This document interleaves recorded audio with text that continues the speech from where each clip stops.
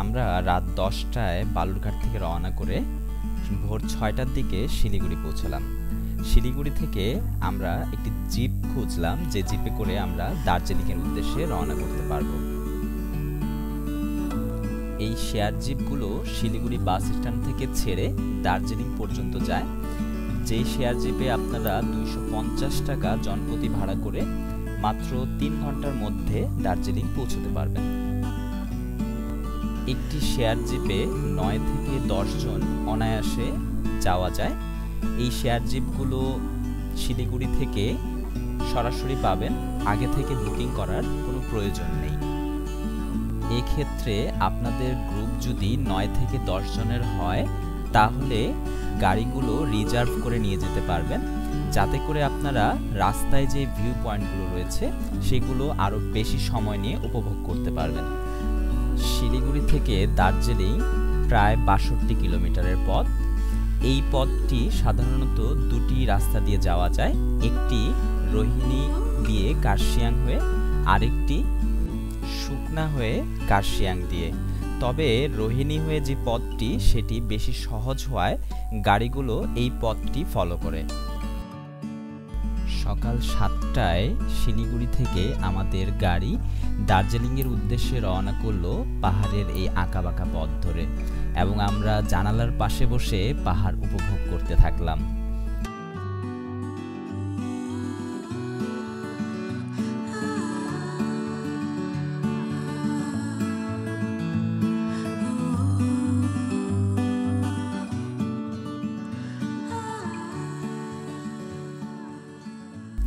উপরের দিকে উঠছিলাম আর নিচে তাকিয়ে ভাবছিলাম হয়তো আর বেশিক্ষণ উঠতে হবে না, কিন্তু আসলে আমরা ভুল ছিলাম। যতই উপরে উঠছিলাম নতুন শহর যেন আরো দূরে চলে যাচ্ছিল। আসলে শহরটাই এত বড় যে নিচ থেকে দেখে আপনি কখনোই অনুমান করতে পারবেন না যে শহরটা আসলে কতটা উঁচুতে এবং কতটা বড়।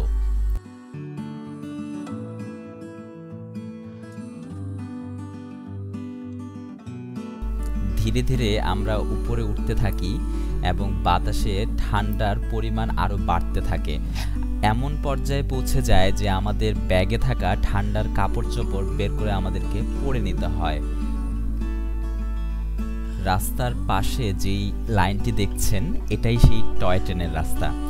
এই রাস্তাটি দেখে আমি সারাটা রাস্তা সেই টয় ট্রেনকে খুঁজেছি, তবে যাওয়ার সময় না মিললেও দার্জিলিং পৌঁছে ঠিকই পেয়েছিলাম। দার্জিলিং স্টেশনের ঠিক অল্প পরেই জিপ গাড়িটি আমাদেরকে নামিয়ে দেয়। এখান থেকে আমাদের হোটেলের ডিস্টেন্স মাত্র 3 মিনিটের। হোটেল থেকে পাহাড়ের অনেক সুন্দর ভিউ পাওয়া যাচ্ছিল। এখান থেকে আমাদের ম্যানেজার দেখালেন যে ঠিক কোন অংশে কাঞ্চনজঙ্ঘার পয়েন্টটি দেখা যায়, তবে আকাশ মেঘাচ্ছন্ন থাকায় আমরা সেদিন কাঞ্চনজঙ্ঘার দেখা পাইনি। সঙ্গত কিছু কারণে হোটেলের রিভিউটি এই ভিডিওতে স্কিপ করে যাচ্ছি। একটু ফ্রেশ হয়ে বের হয়ে পড়লাম লামাহাট্টা ও তিনচুলের উদ্দেশ্যে। এই একই পথে তাগদা অর্কিড গার্ডেনও ভিজিট করা যায়, তবে আমাদের এই ভিজিটের দিনটি সানডে হওয়ায় সেদিন অর্কিড গার্ডেন বন্ধ ছিল, তাই আমরা সরাসরি লামাহাট্টা ইকো গার্ডেনের উদ্দেশ্যে যাই। আমরা দুজনের জন্য একটি ট্যাক্সি ক্যাব ভাড়া করি, যেই ক্যাবটি আমাদেরকে সারা দিন ধরে এই 3টি পয়েন্ট ঘুরিয়ে নিয়ে আসবে। এই রিজার্ভ গাড়িটির ভাড়া পড়েছিল 3000 ইন্ডিয়ান রুপি। এখানকার একটি ট্যাক্সি ক্যাবে আপনারা অনায়াসে 4 জন আরাম করে যেতে পারবেন।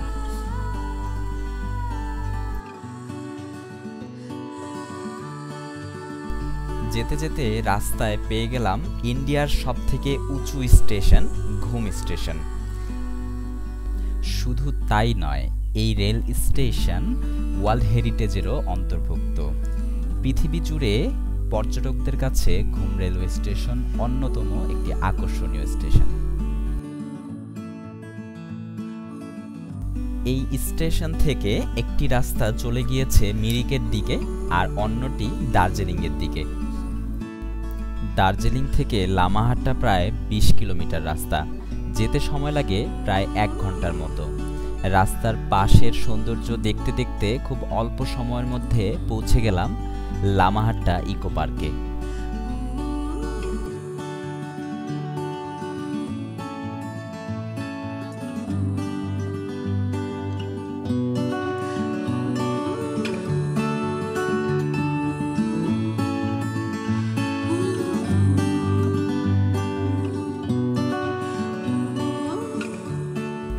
লামাহাট্টা ইকো পার্কে প্রবেশের জন্য জনপ্রতি 20 টাকা করে টিকিট করতে হয়।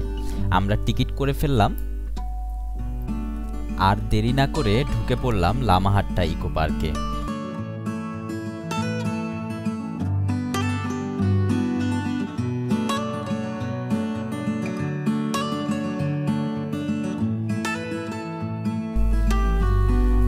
দার্জিলিং থেকে কিছুটা দূরে অবস্থিত প্রাকৃতিক সৌন্দর্যে ঘেরা একটি ছোট গ্রাম লামাহাট্টা। এর উচ্চতা প্রায় 5700 ফিট।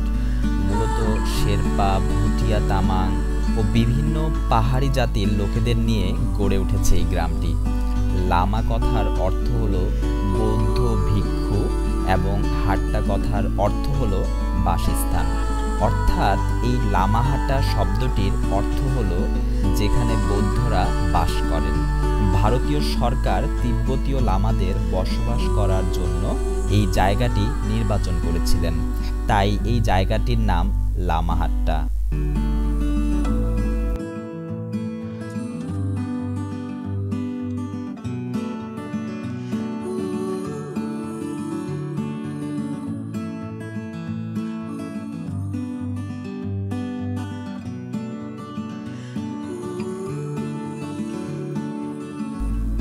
উত্তরবঙ্গের এই ইকো পার্কের একদিকে রয়েছে বিশাল পাইন বন, অন্যদিকে রোদে ঝলমলে কাঞ্চনজঙ্ঘা। চারদিকে পাইন ও দুটি গাছে ঘেরা সবুজ প্রকৃতির মাঝে বসে সামনে কাঞ্চনজঙ্ঘাকে দেখতে দেখতে কখন যে আপনি প্রকৃতির মাঝে হারিয়ে যাবেন তা বুঝে উঠতে পারবেন না। দুর্ভাগ্যবশত আকাশ মেঘাচ্ছন্ন হওয়ায় আমরা সেদিন কাঞ্চনজঙ্ঘা দেখতে পাইনি। তবে নভেম্বরের দিকে এই অংশগুলোতে গেলে কাঞ্চনজঙ্ঘা ও অর্কিডের খুব সুন্দর ভিউ পাওয়া যাবে।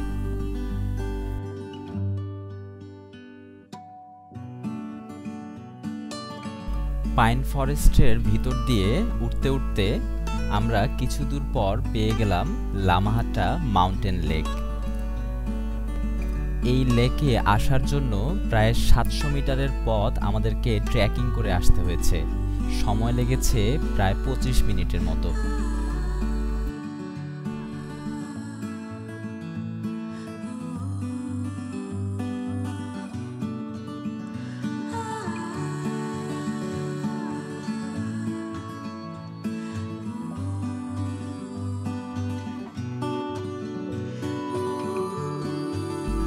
স্থানীয়দের কাছে এটি একটি পবিত্র লেক। এই লেকটির আশপাশে পাইন ফরেস্টের যে সৌন্দর্য সেটা অন্যান্য জায়গার থেকে অনেক বেশি।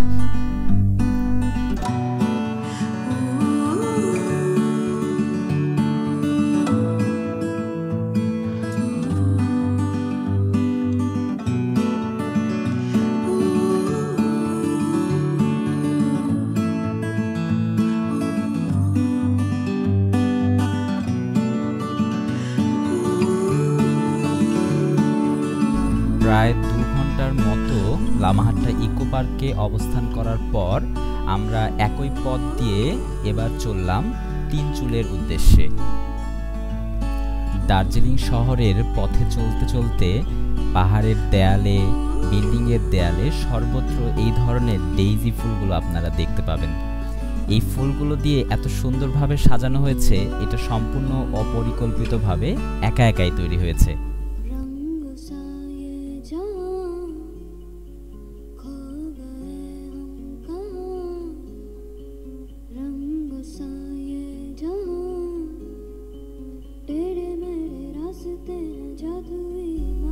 চলে আসলাম তিনচুলে ভিউ পয়েন্ট।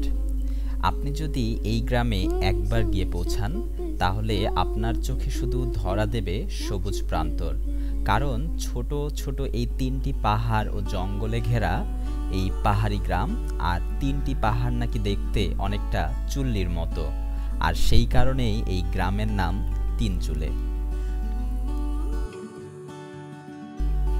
এখানে এসে আমরা এক কাপ চা পেলাম, যে চাটি পুরো দার্জিলিংয়ের সবচেয়ে সেরা চায়ের খেতাব পাওয়ার যোগ্য। আপনারা চাইলে এখানে একটি শর্ট হর্স রাইডিংও করতে পারবেন, যেটার জনপ্রতি ভাড়া পড়বে মাত্র 100 ইন্ডিয়ান রুপি।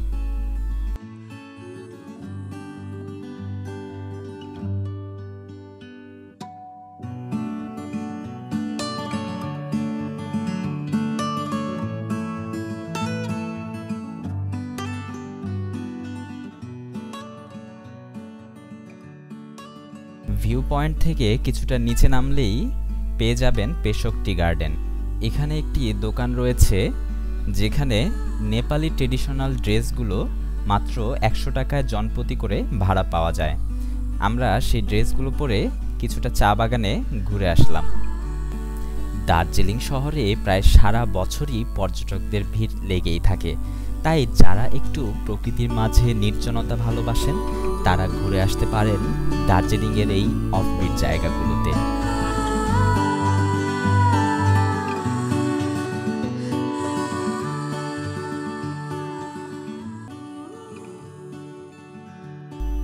ঠিক একই পথ ধরে এবার আমরা রওনা করলাম দার্জিলিংয়ের দিকে। পথিমধ্যেই আমরা একটি হোটেলে লাঞ্চের জন্য ব্রেক দেই। হোটেলটির নাম নামাস্তে হোটেল। এই হোটেলটির খাবার পরিবেশনা অনেক চমৎকার ছিল এবং খাবারের স্বাদও অনেক সুন্দর ছিল। আমরা দুটো ভেজ থালি ও একটি ডিম অমলেট অর্ডার করি। ভেজ থালি প্রতি প্রাইস ছিল 140 টাকা এবং অমলেটের প্রাইস ছিল 20 টাকা। এবার কোনো বিরতি ছাড়াই আমাদের গাড়ি ছুটে চলল দার্জিলিংয়ের দিকে। দার্জিলিং পৌঁছতে পৌঁছতে আমাদের সন্ধ্যা হয়ে গিয়েছিল, তাই আমরা হোটেলে না গিয়ে দার্জিলিং মল ঘুরে আসার সিদ্ধান্ত নিই। সন্ধ্যা হলেই যেন দার্জিলিংয়ের সকল ট্যুরিস্ট একত্রিত হয় এই মল এবং দার্জিলিং মার্কেটে। রাতের মার্কেটের আলোকসজ্জা যে এতটা চমৎকার তা আসলে বর্ণনায় বোঝানো সম্ভব না। আমরা ঘুরতে থাকলাম এই পুরো মলটি। হোটেলে ফিরে যাওয়ার আগে আজকে সারাদিনের আমাদের দুজনের খরচটা আপনাদের সাথে শেয়ার করি। শিলিগুড়ি থেকে দার্জিলিং শেয়ার জিপ 500 টাকা, হোটেল পার নাইট 1200 টাকা, ব্রেকফাস্ট 150 টাকা, কার রিজার্ভ লামাহাট্টার জন্য 3000 টাকা, লামাহাট্টা ইকো পার্কের টিকিট 40 টাকা, চা 30 টাকা, নেপালি ড্রেস 200 টাকা, লাঞ্চ 300 টাকা এবং ডিনার 200 টাকা। সব মিলিয়ে মোট 5620 টাকা খরচ হয়।